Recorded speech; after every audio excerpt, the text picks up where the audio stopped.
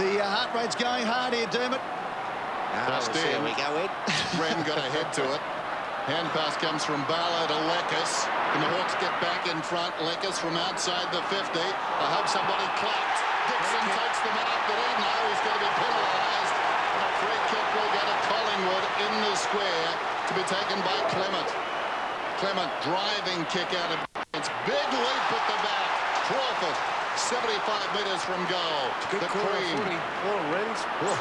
The cream is coming to the top now. Vandenberg. Well, Richie's still suffering from that cork thigh. He's calling somebody to go past him. He's not going to get the journey here with the kick. Well, Loney's the one on the left. Exactly. They should know. Nathan Loney was lurking next to Thompson earlier, and I reckon Thompson should have handed off to him. He's got a lot of room to work in. Campbell Brown should just nick off from that 50-metre line. Yes. Shepherd on here. Vandenberg. Well, he's defying all of us and kicks from right on the 50. But he may have done the job. Now, right on the line, I think Wakeland got a fist on it. He did. So the margin is back to 4 points. Even more reason. He's hobbling off. Let's go down to the dock. Yeah, certainly Richie Vandenberg straight to the bench. We know he got that left cork thigh, as Dermy called it earlier, and probably knew his limitations, struggling to run. Also, Nathan Thompson with a left groin strain. Wren back inside 50. The kick out was ordinary. And Barlow has got the mark. Now, Barlow has had a great night tonight. He has kicked 2 goals, 2. 14 possessions. In better hands. I know that. This fellow who's kicked Angles right, Chris. very well. Yeah, Collingwood was still on the attacking move from full back, but the kick wasn't good enough from Lockyer. He comes in. Just to put the Hawks back in front. He wobbles it off the boot, but it's wobbled right through the middle, and Hawthorn go back in front at the 18.5-minute mark. So they're all up. No one down in the end. Almost a free kick to Lucuria. Chick picked it up, went backwards, found Cox, who's a beautiful kick. Simon Cox, left foot, snap is going to be across the face. High flyers needed, up they go. Thump through for a rush behind to Hawthorn. That's their 5th of the night. And the score reads Hawthorn 14-15-99, leading Collingwood 14-12-96. We've got 5 3/4 minutes left on the clock with James Clement with the ball in his hand for Collingwood. Needs to be precise here to himself. Now, there's a man on long towards the wing. That's Batheris. He spotted him. Gets it to him. Mitchell came back, conceded the free. Batheris, quick hands. Atkins, who started on the bench, runs down towards right half forward. Kicks well inside the 50. Going back, McKee. Fisted away by the defence. Holland out of bounds. Boundary throw in as we go to the dock. Yeah, Ryan Loney came off suffering from mild concussion, Dennis. He took a heavy hit about 5 or 6 minutes ago when he got that free kick for the head hit. Tried to run around, but obviously still not quite switched on. End-to-end football. Hawthorn 14-15. Collingwood 14-12. Boundary throw in. Deep in attack for the Magpies. Buckley's good at these clearances, and Neon Leon's danger. Graham came hard, thumps it back towards the boundary. Bateman put the body in. It's out again. Thompson couldn't. There was no ruck. You called it no ruck contest down the other end. He's carrying an injury, Thompson. I reckon that he'd have to get off at some stage and Wren back on if Hawks are going to hold on here. Throwing in yet again. Fraser clean possession. Dispossessed immediately. Lucuria couldn't control it. Mitchell went in. Spills to the back of the pack. The right man's got it. Lucuria gave it to Buckley. Manufactured some space. Sets it up towards the square. Opposite pocket. Awkward bounce from one champ to the other. Crawford's away. Up towards right half back. A second bounce. McGough in pursuit.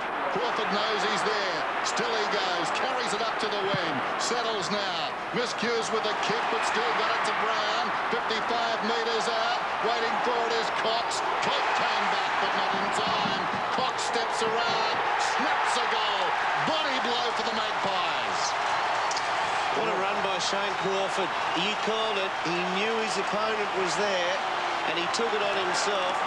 And I was quoted today as saying I didn't think there was enough blokes in the team that had leadership. Well, he's got it written all over him, Shane Crawford. He just said, I'm going to run this the journey, and I'm taking on anyone who wants to chase. We know what an athlete he is. We know he does the 400 metres in amazing times. And Mark McGough is a terrific young kid, but I reckon Shane Crawford summed that up. Not a great kick by Campbell Brown, that one. He pulled the kick in the air to try and get it to Cox, but he just gave it too much height. Yeah, sat it up in the air, and Cox was good enough. He's had a great night, Simon Cox. What a pickup he's been for the Hawks. Possession number 26 for the evening. Well, Scotland's got it. Collingwood go down to the Hawks, who celebrate. Handshakes all round.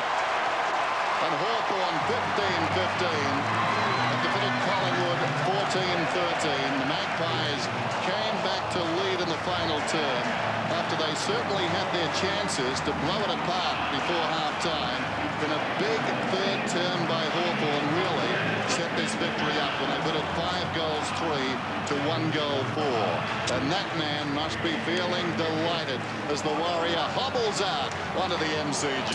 Tony Woods. Well, it would mirror the sort of effort that you would have got from Tony Woods at any stage during his career, and this is a very meritorious victory. Season on the line against a side coming off a 108-point victory who were in very good form. They had to come from behind. They were down at half-time, and some players in this side really stepped up. In the absence of a big star like Jonathan Hay, it was a great win. Let's go down to teams that are in the 8. So it's going to be tough, and he's right to have his opinion. Well, you're going to enjoy looking back on this match, that's for sure. Yeah, it was fantastic. Good on you. Daniel Chick joining us there, Red. It's going to be a pretty good feeling in the rooms, I think, as they cheer Tony Woods off. Yes, emotional scenes here.